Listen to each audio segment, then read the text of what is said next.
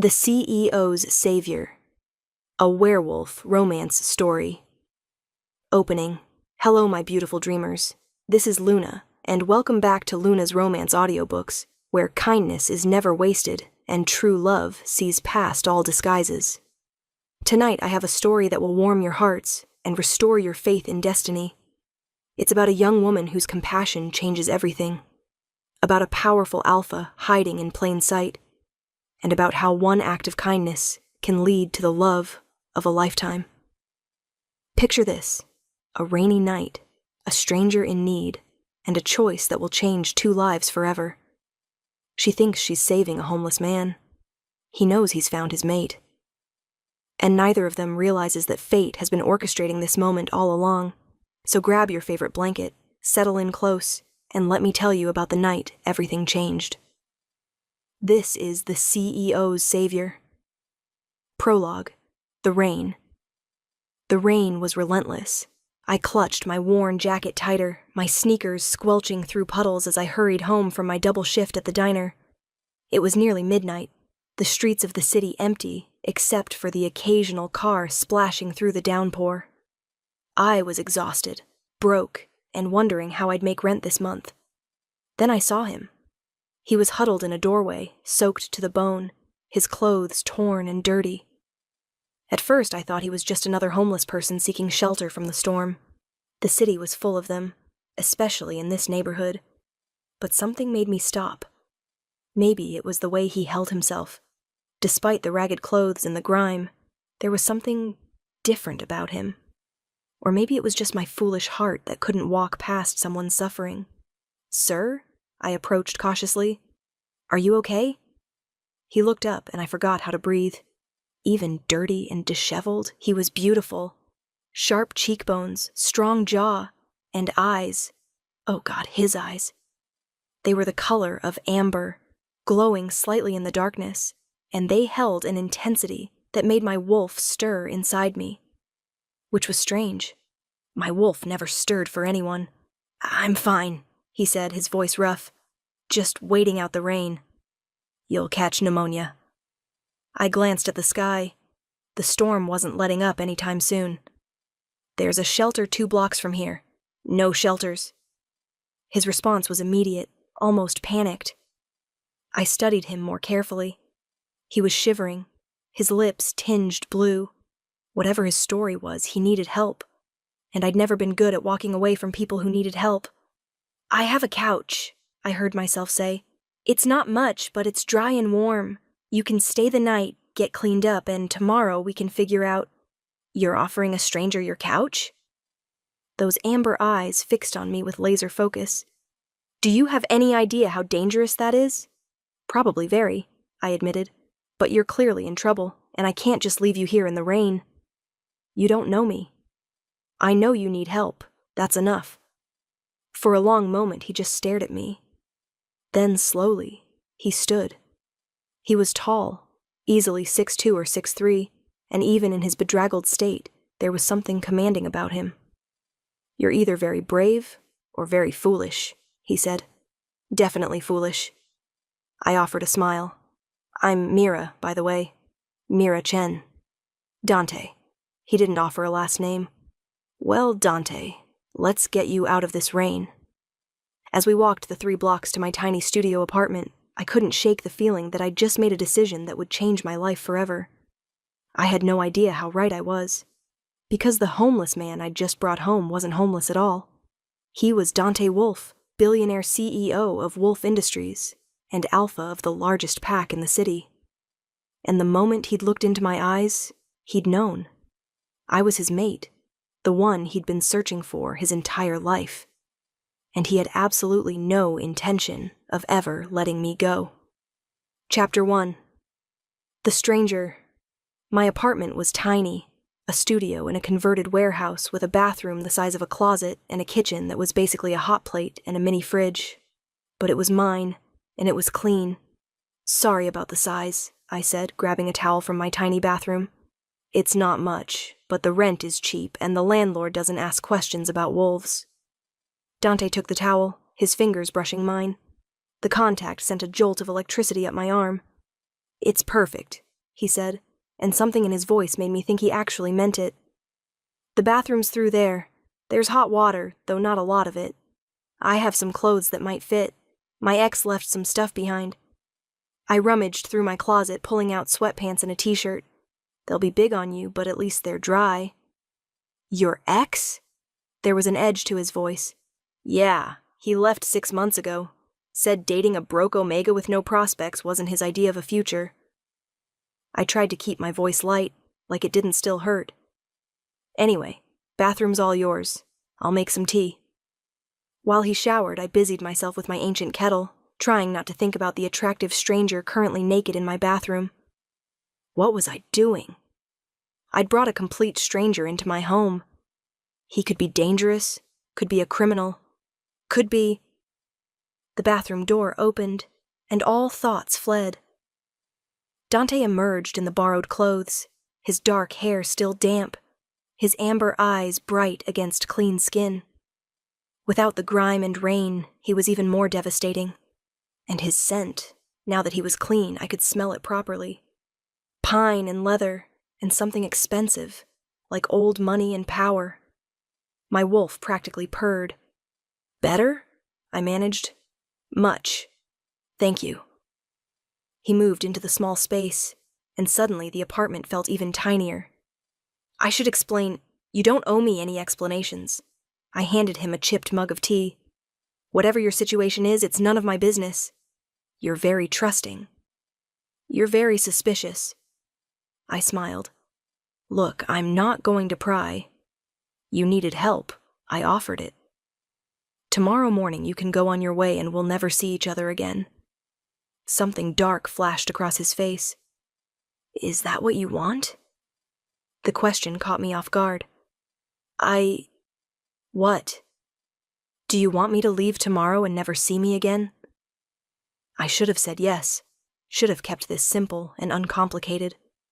Instead, I heard myself say, I don't know.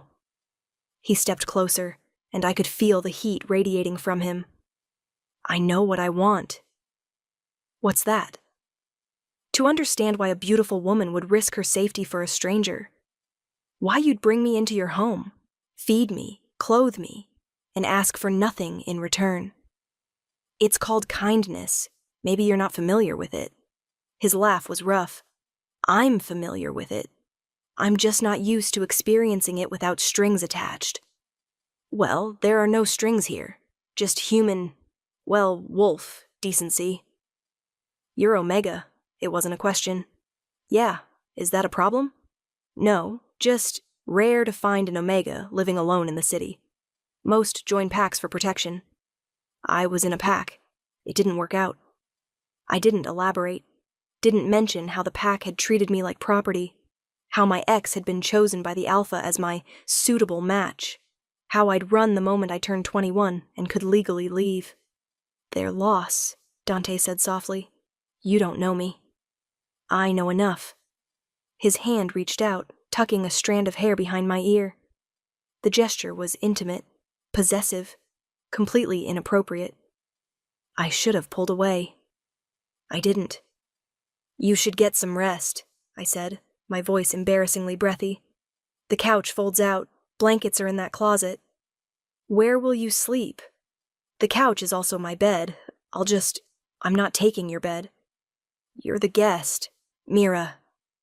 The way he said my name sent shivers down my spine. I'm not taking your bed. We'll share, or I'll sleep on the floor. That's ridiculous. The floor is non-negotiable. We stared at each other, both stubborn, both unwilling to back down. Finally, I sighed. Fine, we'll share, but you stay on your side. Deal. As we settled onto the fold-out couch, which was barely big enough for one person, let alone two, I tried to ignore how aware I was of him, of his warmth, his scent, the steady rhythm of his breathing. Mira? His voice came through the darkness. Yeah? Thank you, for tonight, for your kindness. A pause. I won't forget it. It's just a couch and some tea, not a big deal. It's a very big deal. I didn't know what to say to that, so I said nothing. But as I drifted off to sleep, hyper-aware of the man beside me. I couldn't shake the feeling that my life had just changed in ways I couldn't begin to understand. Chapter 2. The morning after I woke to the smell of coffee and bacon. For a moment, I was disoriented. I didn't have bacon, could barely afford instant ramen most weeks. Then I remembered. Dante.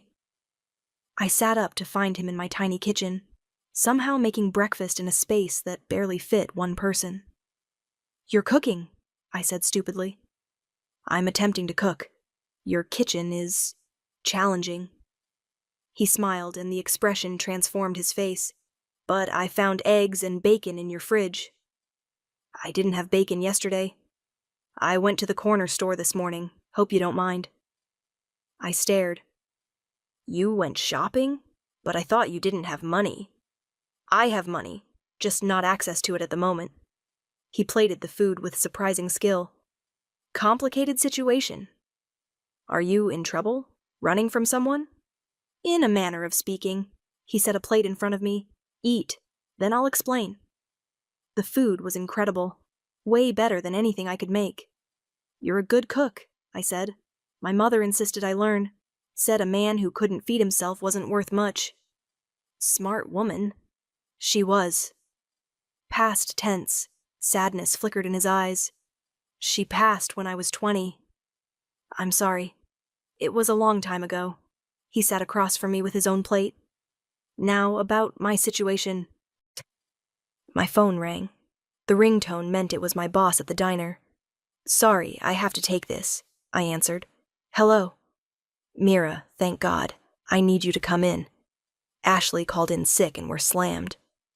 "I'm not scheduled today." "I know, but I'm desperate. Please? I'll pay you time and a half." Time and a half would help with rent. I couldn't afford to say no. "Fine, give me 40 minutes. I hung up to find Dante watching me. "You work at a diner?" he asked. "2 diners, actually, and I do night cleaning at an office building 3 times a week."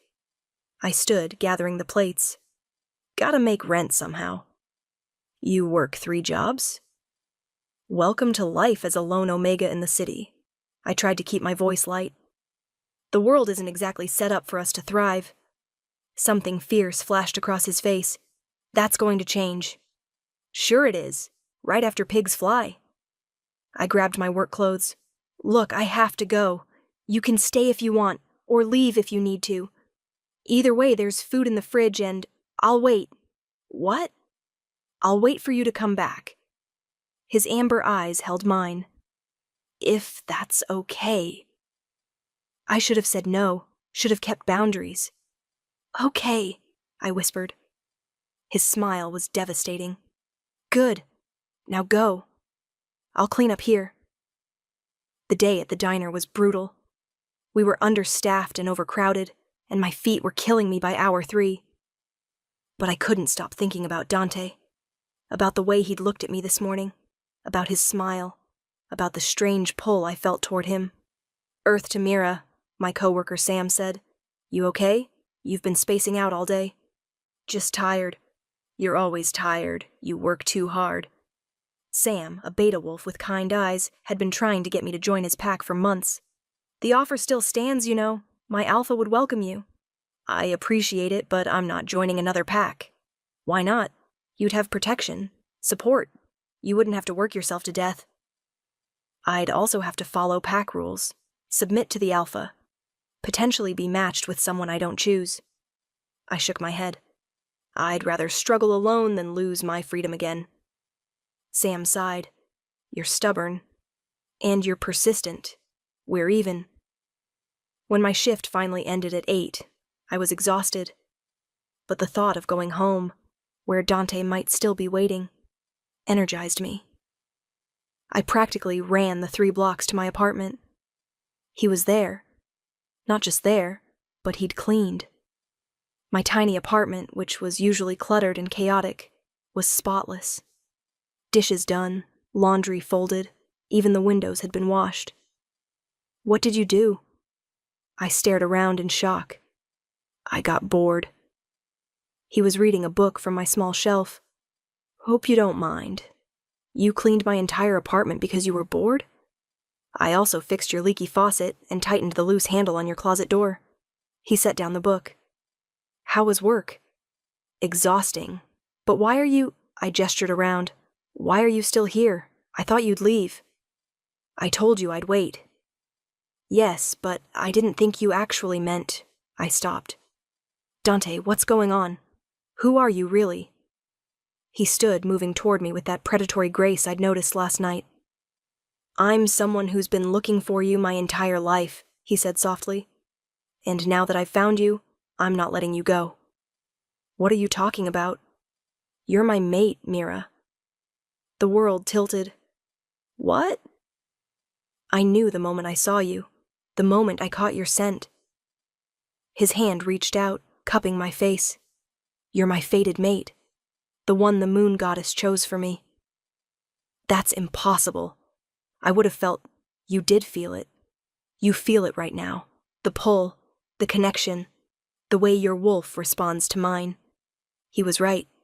My wolf was practically singing, desperate to get closer to him. But you're a stranger. I don't even know your last name. Wolf. Dante Wolf. He watched my face carefully. Does that name mean anything to you? It should have. Wolf Industries was the largest corporation in the city. Wolf Tower dominated the skyline, and Dante Wolf was... You're the CEO, I breathed. The billionaire alpha. Yes. The man all the papers call the most eligible bachelor in the country. Unfortunately. You're not homeless. No. Then what were you doing in that alley? His expression darkened. Hiding. From people who want to control me. Force me into a marriage alliance I don't want. I needed space to think, so I walked away from my security detail, my assistant, all of it. Ended up in the rain, trying to figure out my next move. And I interrupted. You saved me. His thumb brushed my cheekbone. In more ways than you know. I don't understand. The marriage alliance. It's with the daughter of another powerful alpha. Good for business, terrible for my soul. I've been resisting for months, but the pressure keeps mounting. His eyes searched mine. Then I met you. My fated mate. The one person I actually want to marry. Dante. I know it's fast. I know it's crazy. But I'm not letting you go, Mira. I'll court you properly, give you time to adjust, but I'm not walking away. His voice dropped to a growl. You're mine, and I take care of what's mine. I'm not yours. Yes, you are. Just like I'm yours. The bond goes both ways. This is insane. This is fate. He pulled me closer until there was no space between us. Tell me you don't feel it. Tell me your wolf isn't screaming at you to accept me. Tell me you want me to leave. I opened my mouth to do exactly that, but the words wouldn't come. Because he was right. My wolf was screaming. The bond was there, real and undeniable. And the thought of him leaving made my chest ache. I'm not asking you to marry me tomorrow, he said softly. I'm asking for a chance. Let me court you. Let me show you what we could have together. I work 3 jobs. I live in a studio apartment. I'm broke and tired and beautiful, kind, brave. Mine. His forehead touched mine. I don't care about money or status. I care about you. You don't even know me. Then let me learn. His lips brushed mine, feather-light. Please, Mira. Give me a chance. I should have said no. Should have protected my heart. But looking into his amber eyes, feeling the bond humming between us, I found myself nodding. One chance, I whispered. But I have rules. Anything. No lies, no games. And if I say stop, you stop. Deal. His smile was brilliant. You won't regret this. As he kissed me properly, deep and claiming and perfect, I hoped he was right. Because I had a feeling I was about to fall hard for the billionaire CEO who'd hidden in the rain, and falling in love with someone so far above my station could only end in heartbreak. Couldn't it? Chapter 3. The Courtship. The next morning I woke to an empty apartment. For a moment I thought I'd dreamed it all. The homeless man. The revelation. The kiss. Then I saw the note on my pillow. Had to handle some business. Don't work too hard. I'll pick you up from the diner at 8. D. Beneath it was a credit card with my name on it. I stared at it like it might bite me. He'd left me a credit card? What was I supposed to do with that? My phone rang. Unknown number. Hello? Did you find my note? Dante's voice was warm, intimate. And your credit card, which I'm not using. It's for emergencies.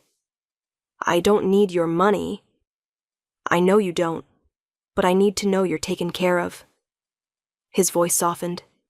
Please, Mira, let me do this, for my own peace of mind. Dante, keep it in your wallet. If you never use it, fine, but it's there if you need it. I sighed. You're very stubborn. You have no idea. I could hear the smile in his voice. I have to go, but I'll see you tonight. Wear something nice. I don't own anything nice. Then wear what makes you happy. You'll be beautiful regardless. He hung up before I could protest.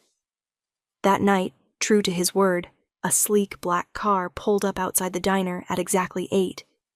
Dante stepped out, and every head turned. He was in a suit now, perfectly tailored, expensive, making him look like he'd stepped out of a magazine. But his eyes only found me. Ready? He asked, offering his hand. Where are we going? You'll see. The car took us to the nicest restaurant in the city, the kind of place I'd only seen in movies. Dante, I'm not dressed for... You're perfect. He helped me out of the car, his hand warm on my lower back. Trust me. The maitre d' greeted him by name, leading us to a private table overlooking the city lights. This is too much, I whispered as we sat. This is nothing. His eyes held mine across the candlelight.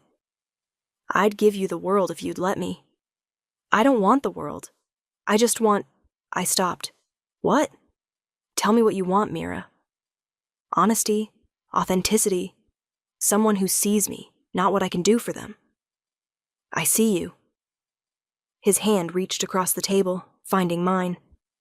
I see your kindness, your strength, the way you work yourself to exhaustion to maintain your independence, the way you helped a stranger without asking for anything in return. His thumb traced circles on my palm. I see all of you, and I want all of you. The intensity in his voice made my breath catch. Tell me about yourself, I said, trying to lighten the mood. The real you, not the CEO everyone sees. So he did. He told me about growing up as an alpha heir, the pressure to be perfect, about losing his mother and having to lead his pack at 21, about building Wolf Industries from his father's small company into an empire, about how lonely it was at the top. I have everything, he said quietly. Money, power, respect. But none of it means anything without someone to share it with. What about friends? Family? My father's alive, but retired. We're not close. My brother... His expression darkened. Let's just say he's more interested in my money than my well-being. As for friends, when you're this wealthy, it's hard to know who likes you and who likes your wallet. That sounds lonely. It is. His eyes found mine. Until I met you. We've known each other for 2 days. Doesn't matter. When you know, you know. He squeezed my hand.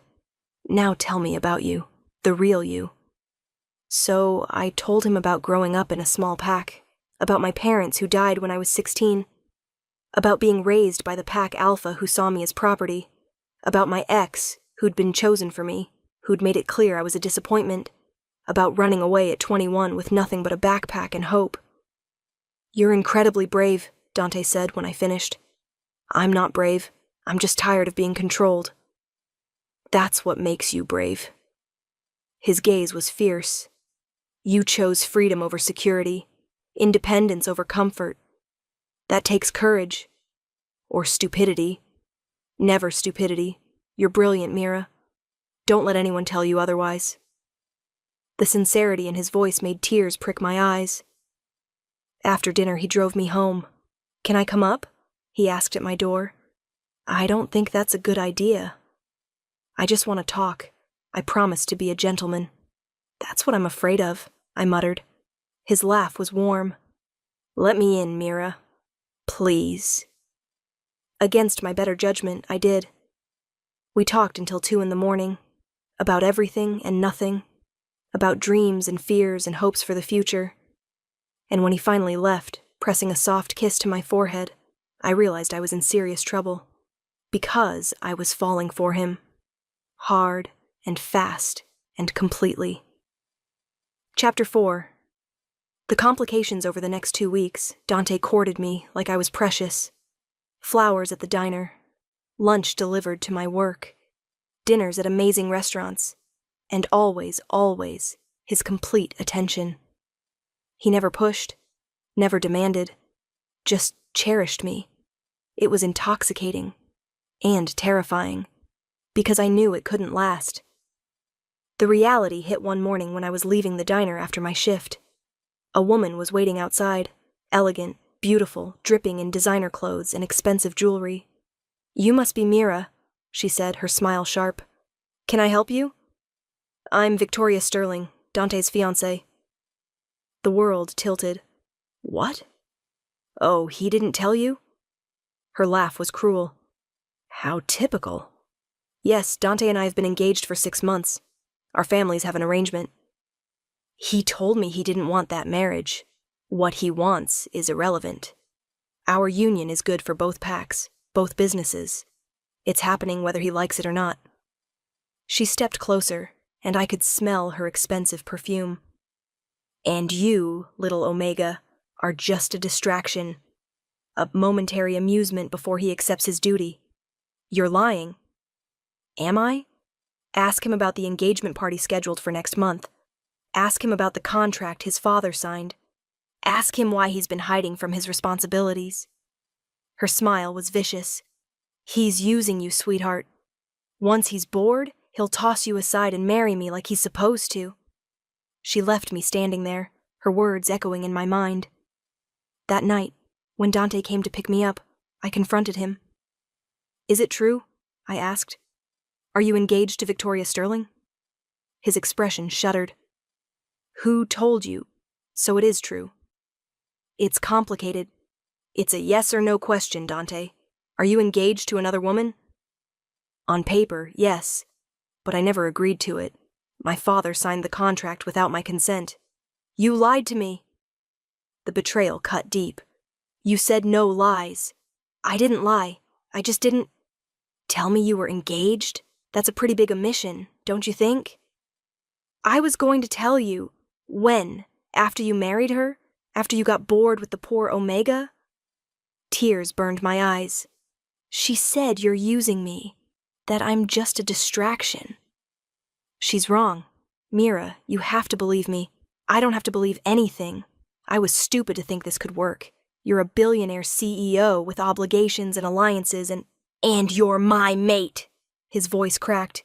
"You think I care about contracts or business arrangements when I found you? You think I'd choose Victoria over my fated mate? I don't know what you'd choose. We've known each other for 2 weeks. And in those 2 weeks, you've become my entire world." He moved toward me, desperate. "I'm breaking the engagement. I'm telling my father and her family that I won't marry her. But these things take time." "How much time?" "I don't know, but I swear to you, Mira." "Don't make promises you can't keep." I stepped back. "I think you should go." "No, we need to talk about this." "There's nothing to talk about. You're engaged. I'm not going to be the other woman." "You're not the other woman. You're my mate.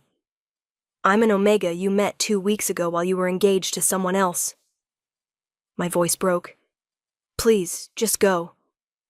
"Mira, go." He left, and I collapsed on my couch, crying harder than I had in years. Because I'd known it was too good to be true. Men like Dante Wolf didn't end up with women like me.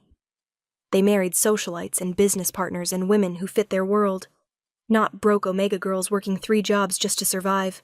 For 3 days, I ignored his calls and texts, avoided places he might find me, threw myself into work until I was too exhausted to think. On the 4th day, Sam cornered me at the diner. "Okay, what happened? You look like death." "Nothing happened." "You're a terrible liar. Is this about that guy? The one who's been picking you up in the fancy car?" "There is no guy. Not anymore. Mira." "I don't want to talk about it." But that night, when I got home, Dante was waiting outside my apartment. He looked terrible, like he hadn't slept in days. "We need to talk," he said. "I told you. I broke it off, the engagement. It's done." I stared at him. "What?" "I told my father I wouldn't marry Victoria. Told her family the deal was off. Burned every bridge I had to make it clear." His voice was raw. "You're the only woman I want. The only one I'll ever want. Dante, you can't just, your business deals, your pack alliances, can all burn for all I care. None of it matters without you." He stepped closer. "I love you, Mira. I've loved you since you brought me home in the rain, since you offered kindness to a stranger without asking for anything in return, since you challenged me and pushed back and refused to be impressed by money or power. You barely know me. I know everything that matters. I know you're kind and brave and stubborn.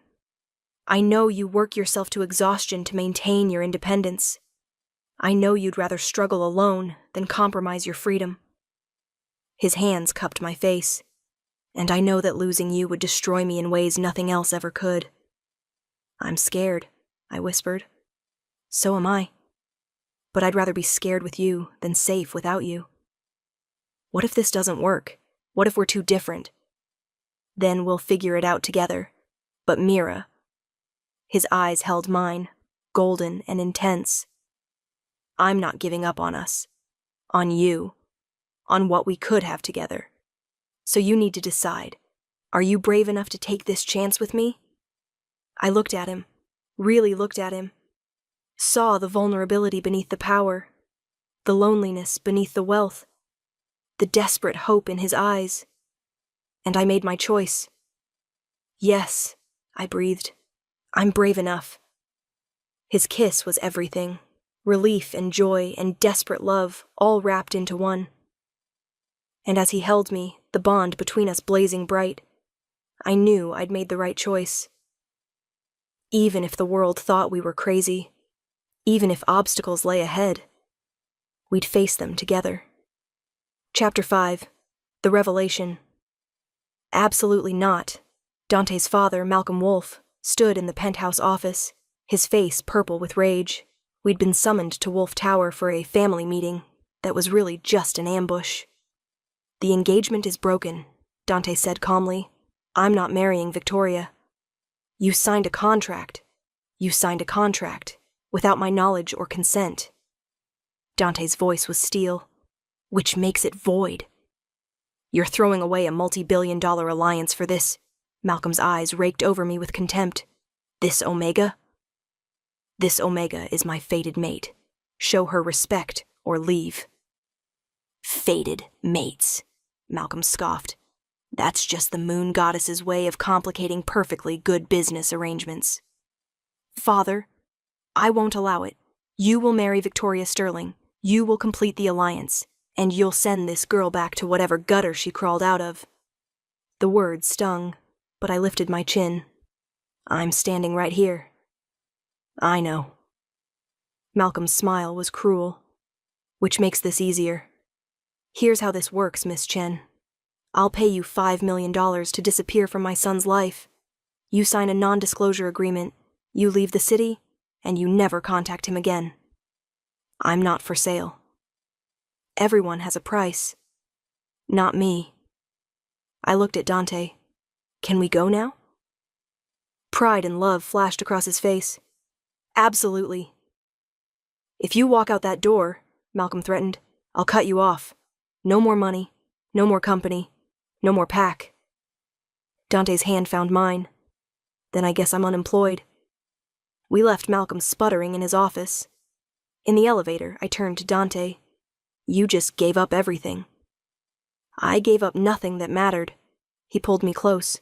You're what matters, Mira. Just you. But your company, your pack. I started one company. I can start another. And as for the pack, his smile was sharp. My father may be the alpha, but he's old. I have loyal wolves who'll follow me. We'll form our own pack if we have to. This is crazy. This is love. He kissed my forehead. Now, how do you feel about moving in with me? And before you argue, I'm not keeping you in that tiny apartment when I have a perfectly good penthouse sitting empty. Dante, I'll even let you pay rent if it makes you feel better. $1 a month sound fair? Despite everything, I laughed. You're impossible. And you love me anyway. I really do. Moving into Dante's penthouse was surreal. The place was enormous, more square footage than I'd lived in my entire life combined. Floor-to-ceiling windows overlooked the city, a kitchen bigger than my old apartment, a bathroom with a tub that could fit 4 people. This is too much, I said, standing in the middle of the vast living room. It's home. Dante wrapped his arms around me from behind. Our home. If you want to change anything, redecorate, whatever. It's yours. I wouldn't even know where to start. Then start with making it feel like you live here. Your books on the shelves, your photos on the walls, your presence in every room. His lips brushed my neck. I want to smell you everywhere. Want to wake up surrounded by your scent. Want this place to feel like us. Over the next few days, I tried to settle in, but it was hard. I was still working my jobs, refused to quit even when Dante offered to support me financially. I need my independence, I explained. I need to know I can take care of myself. I understand, but at least let me hire you. What? Wolf Industries needs a new community outreach director. Someone who understands what it's like to struggle. Someone who can connect with people from all walks of life. His eyes were serious. You'd be perfect. I don't have experience. You have life experience. That's more valuable. He handed me a file.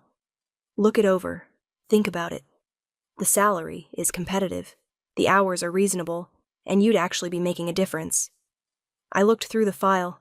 The position was real, the job description extensive, the salary more than my 3 jobs combined. This isn't charity. This is recognizing talent when I see it. You're wasted scrubbing floors and serving coffee, Mira. Let me help you use your gifts. I took the job and discovered I was good at it.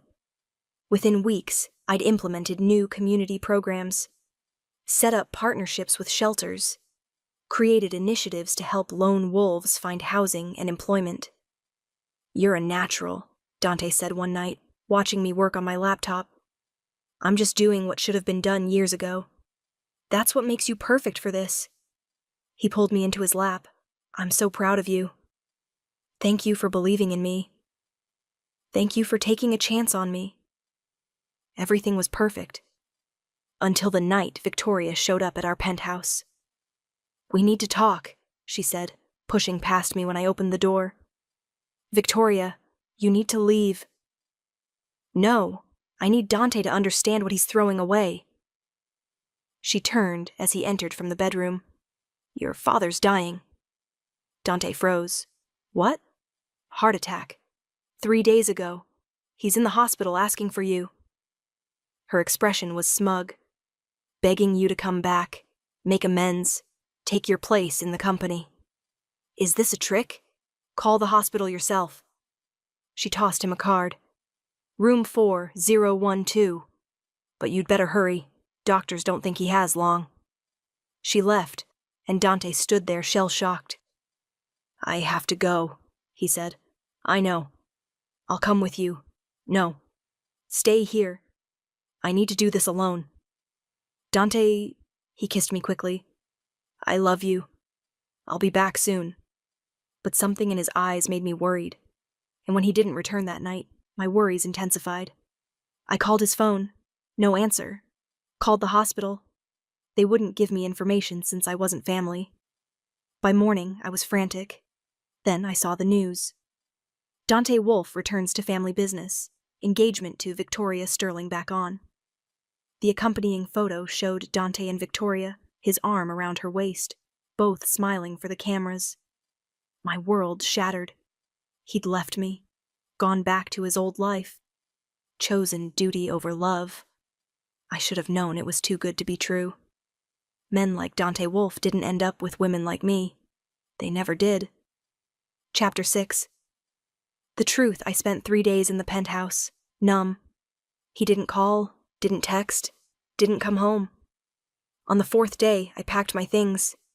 If he'd chosen his old life, I wouldn't stay where I wasn't wanted. I was halfway to the door when it burst open. Dante stood there, disheveled and desperate. "Don't," he said. "Please don't leave. You left first." My voice was dead. "You went back to her, to your father, to the life you said you didn't want. It's not what you think. The pictures are pretty clear. Are fabricated, photoshopped, lies." He moved toward me.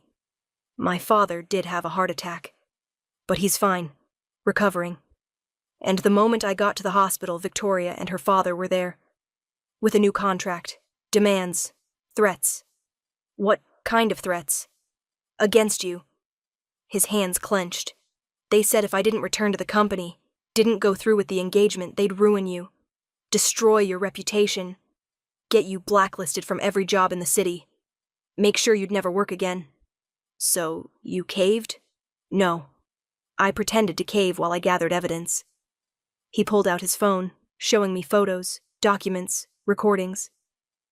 "Victoria's father has been embezzling from Sterling Industries for years. I have proof, enough to send him to prison and tank their company." "You blackmailed them?" "I protected my mate." His eyes blazed. "They threatened you? That's unforgivable." "The photos, taken at the hospital, out of context. Victoria grabbed me for a photo op, and they released it to the press with a fake story." He stepped closer. "I've already issued a statement denying everything, exposing their lies, making it clear that you're my mate and the only woman I'll ever marry." "Marry?" He dropped to one knee, pulling out a ring box. "Mira Chen, I know this is fast. I know we've only known each other for 2 months, but I also know that you're my everything. My mate, my heart, my home." His voice shook. "Will you marry me?" Tears streamed down my face. "You're crazy." "Crazy about you, is that a yes?" "What about your father? The company? The pack?" "My father retired. Handed the company to me with no strings. Said, and I quote, 'If that Omega can make you smile like that, she's worth more than any business alliance.'" Dante's smile was brilliant. "As for the pack, they support us. They've seen how happy you make me, how much good you've done in the community. They want you as their Luna." "I don't know how to be a Luna." "You'll learn. We'll learn together." His hand cupped my face. "Marry me, Mira. Let me spend the rest of my life showing you how loved you are." I looked at the ring, a simple diamond, elegant and perfect. Looked at the man kneeling before me, offering me everything, and I made my choice. "Yes," I whispered. "Yes, I'll marry you." His kiss was joyful, victorious, full of love and promise. And as he slipped the ring on my finger, I realized something. I'd brought home a homeless man one rainy night, and he'd changed my entire world. Not because of his money or power or position, but because he saw me. Really saw me. And loved me. Anyway. Epilogue. 1 year later. The community center opened to massive fanfare. I stood beside Dante, watching as lone wolves, struggling families, and people who'd been overlooked by society filed through the doors. "You did this," Dante murmured, pride evident in his voice. "We did this." I squeezed his hand. Together. The center was my dream, a place where wolves without packs could find support. Job training, housing assistance, medical care. All free, all judgment-free, all focused on helping people thrive. Funded entirely by Wolf Industries, and run by me, Luna of the Black Fang Pack and Director of Community Outreach. Luna Mira, a young Omega approached, nervous but hopeful. I wanted to thank you. The job placement program helped me find work. Real work, with benefits and everything. That's wonderful. I'm so proud of you. As she walked away, Dante pulled me close. You're changing lives, he said softly. Every single day. So are you. The new PAC policies, the fair wage initiatives, the housing developments are only happening because you showed me what mattered, what I should have been focusing on all along. He kissed my temple. You made me better, Mira. We made each other better. That night, at home in our penthouse, now filled with my books and photos and all the little touches that made it ours, we celebrated. I have something for you, Dante said, pulling out a photo album. Inside were pictures from that first night. The rainy alley where we'd met, my tiny studio apartment, the diner where he'd picked me up for our first date. You kept photos? I wanted to remember where we started. His fingers traced my face in the images. The night I met my mate. The woman who saw past the CEO to the man underneath, who offered kindness without expecting anything in return. I expected you to leave the next day, I admitted. Thought I'd never see you again. Instead, you got stuck with me forever. Best mistake I ever made. He pulled out one more item, a small velvet box. We're already married, I laughed. I know, but I wanted to give you this. Inside was a key. To that tiny studio apartment. I bought the building, turned it into transitional housing for Omegas who need a safe place to land. And your apartment, his smile was soft, is preserved exactly as it was. Our beginning. I thought maybe one day, when we have kids, we could show them where their parents fell in love. Tears filled my eyes. You're going to make me cry. Happy tears, I hope. The happiest. As we stood on the balcony, looking out over the city where we'd met, I marveled at how far we'd come. From a rainy night and a chance encounter, to this, to us, to a love that had changed everything. Thank you, I whispered. For what? For letting me save you. Thank you for saving me. His arms tightened, in every way possible. The kind girl had brought home a homeless man, and discovered he was a billionaire CEO who wanted only her. But more than that, she'd found her mate, her partner, her home. And together they'd built a life more beautiful than either could have imagined. All because of one act of kindness on a rainy night. Some would call it luck. I called it fate. And I'd do it all again in a heartbeat. Closing. And there you have it, my beautiful dreamers. The story of Mira and Dante, proof that kindness is never wasted, and true love sees past all disguises. Did this story warm your heart? Did you believe in the power of compassion? Then show me some love.